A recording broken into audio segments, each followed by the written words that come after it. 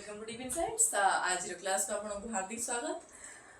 देखो आज आम डिस्कसन टॉपिक टी होची लोक साहित्य। एटा हमर रहिछि हमें कहिबा ओडिया ऑनर्स पाई की important and also it's important for PG and net paper 2। तो स्टार्ट करिबा क्लास टी को हमर जो रहिछि लोक साहित्य। लोक साहित्य कहले हमें कोन बुझुछि आपण मन जेतल देखुछन कि गोटे संज्ञा हमें वर्तमान बोर्ड लिखिछे लोक साहित्य तार अर्थ कोन। लोक साहित्य कहले हमें कौन बुझुचे आमे जदि तार गोटे आक्षरिक अर्थ जदि चिंता करिबा ताहले हमर लोक मानकर जे साहित्य रहिछि ताकू आमे कोन कहितो लोक साहित्य बोली कहितो। जदि आविधानिक अर्थ आमे खोजिबा ताहले देखो जे साहित्यटी आमे कहिबा पुरातन प्राचीन कालरू जे समय रे गोटे लिखित साहित्यर रूप नथिला सेई समय रो ही ए साहित्यर सृष्टि होईची। आर स्रष्टा केही बोली केही नाहंती कहियाकू गले आर स्रष्टा हेउचंती निजे लोक माने। जदि आमे लोक साहित्यर गोटे आविधानिक अर्थ खोजिबा ताहले हमकू एईटा ही उत्तर मिलिबो। कोन आमे आउ जानिबा लोक साहित्य संपर्क रे माने कहिबा कि आमे जेंति आगु भी जानिचे कि हमर कुहाजिबो कि जो समय रे इतिहास रे कोन होउची इतिहास साहित्य होउची इतिहास रे कोन प्रतिबिंब स्वरूप साहित्य रे मनुष्य इतिहास को मध्य खोजी पाई थाए। ऐतिहासिक उपादान संपर्क रे मध्य साहित्य हमको सूचना दिथाए। उदाहरण स्वरूप आमे कहिबा कोनोसी कवि कोनोसी लेखक कोनोसी उपन्यासक केउ समय रे कवि ताको समय रे को लेखा देखिया को मिले सेउठ हमें से समय रे सामाजिक परिस्थिति से समय रे अर्थनैतिक परिस्थिति राजनैतिक पृष्ठभूमि सामाजिक पृष्ठभूमि शासन शैली एवं सब जिंस विषय आमे जानि परिबा। सेही भली भाबरे आमे कहिबा कि जो लोक साहित्य रही द्वारा सेटा क्यों समय सृष्टि जदि आम चिंता करवा देखो लोक साहित्य गोटे गोटे एभली गोटे विशाल संभार युक्त साहित्य जार अंत न थाए ताहा आनंद होता है। केमती आम जानूचे कि ताहा आनंद होता है देखो आम जदि कहवा वैदिक युग संपर्क में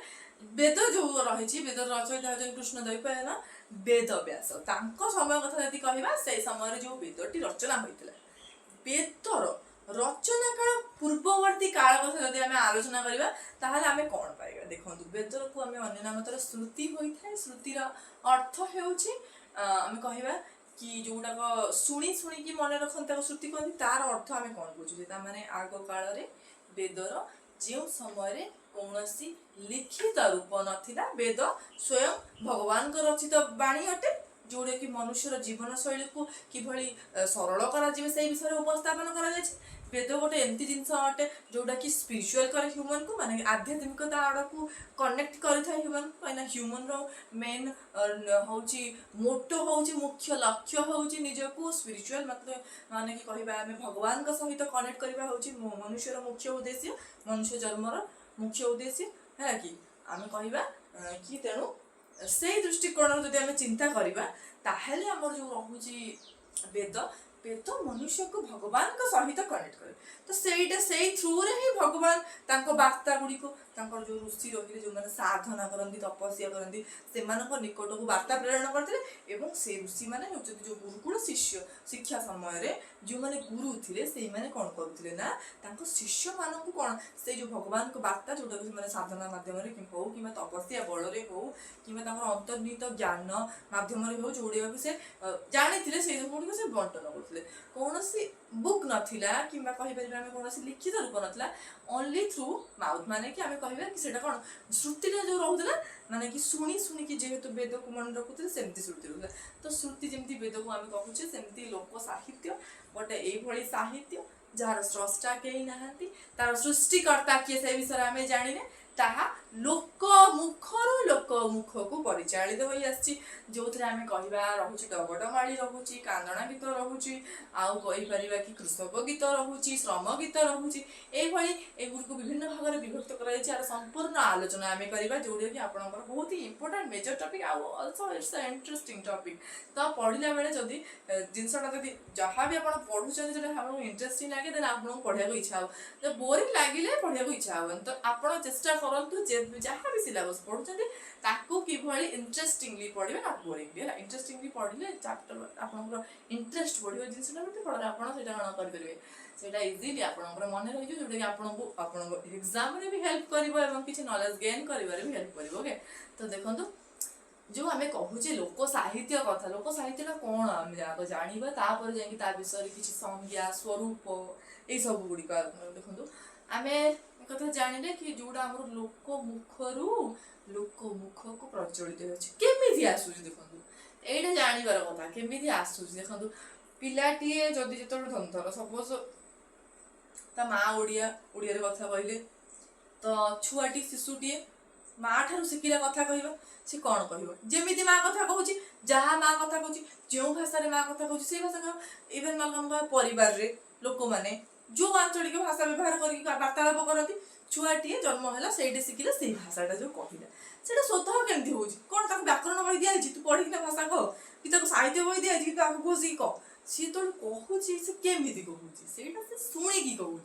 से भाव में लोक साहित्य से साहित्य जोटा कि शुणिकी शुणिकी शुणी शुणिकी पर पीढ़ी आसिक ये पहुँचला ये पीढ़ी आसिक पहुँचला तो से साहित्य को लोक साहित्य कह जोटा मनीष शुणी शुणी शुणी शुणी शुणी शुणी मन रखिए तार किसी प्रमाण आम पाखे ना कि ये हूँ तार सृष्टिकर्ता ये हूँ तार जमी कह इतिहास जन्म हेरोडोटस आम जाने हेरोडोटस ऐतिहासिक से प्रथम इतिहास रचना से ही आरंभ करते किंतु जदि आम कह लोक साहित्य सृष्टिकर्ता किए तार उत्तर आम कि पाइबा कहीं से समस्ते बहुत व्यापक अर्थ तार अर्थटा जे आम गोटे बुक्रे समाहित कर रखिपर सेमती ना डेफिनेशनटा इनफानाइट माने असंख्य माने कि आम कह तार जदि किए स्रष्टा अनेक स्रष्टा पाई